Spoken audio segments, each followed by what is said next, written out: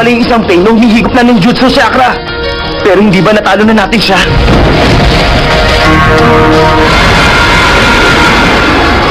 Ano naman yun? Siya yung isang Pain na may kakayahang bumuhay ng patay. Sa tuwing gagawa sila ng formation, siya yung nasa pinakalikuran nilang lahat. May kakayahan siyang itaboy palayo ang mga pag-atake at humila ng mga bagay palapit sa kanya. Nakapagtataka lang at hindi pa niya ginagamit ang kapangyarihan niya laban sa'yo. Kailangan ko munang unahing tapusin yung nasa likod nilang dalawa. Ihagis ang mga smoke bomb! Ngayon na!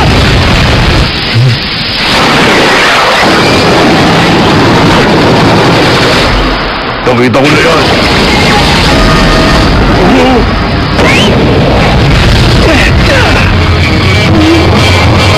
Iisip ko talaga. Hindi ka na makakatakas ngayon! Magpaalam ka na sa mundo!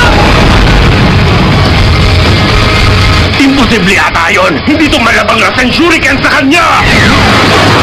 Senjutsu! Dragon! Nadali mo rin, bata.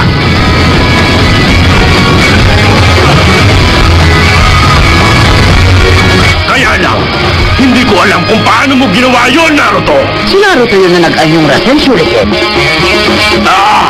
Naiintindihan ko na, boss eh. Kaya nagawa siyang itumba ni Naruto sa lupa gamit ang pisikal na lakas.